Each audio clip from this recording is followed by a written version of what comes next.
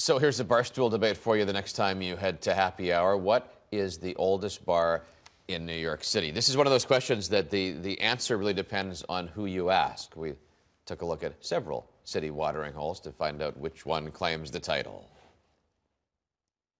This is, hands down, the undisputed oldest continuously operated bar in New York City. Near's Tavern is the oldest bar in New York City. We're the oldest continuously established bar restaurant in New York City. Of all this city's historic bars, which one is the oldest? One of many laying claim to that title is Pete's Tavern, founded 1864. Pete's takes particular pride in its status as a speakeasy during the Prohibition era.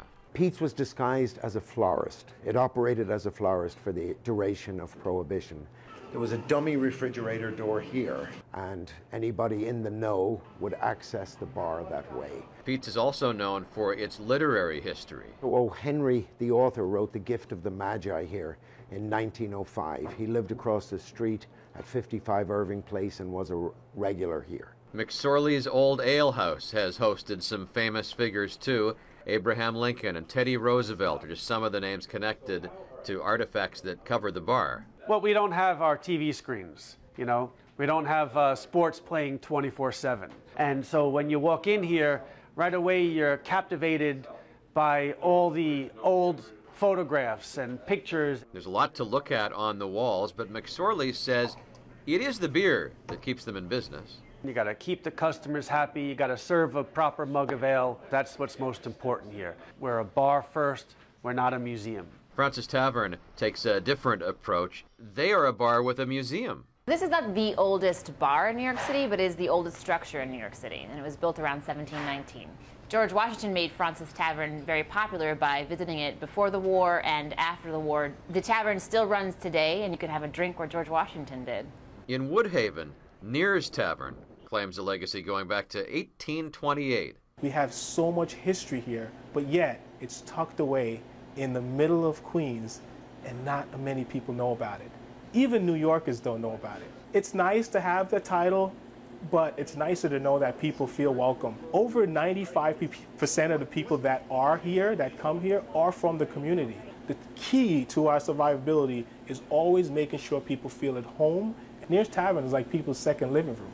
Bars may bicker over which is the oldest, but all of them agree they want to grow older. Places like this are disappearing every day. There is so little left of old New York that people cherish seeing it.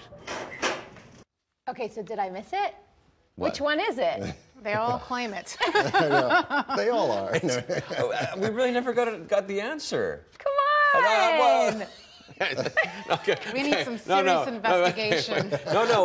We went to the New York Historical Society and tried to get a definitive answer, and there just isn't one.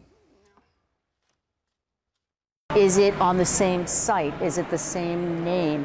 Has it been operating continuously since its opening? All of those things go into the answer, which is why there is no hard and fast answer to that question. There is certainly room in this town for more than one historic bar. They all capture the flavor of the past, along with the flavorful beer.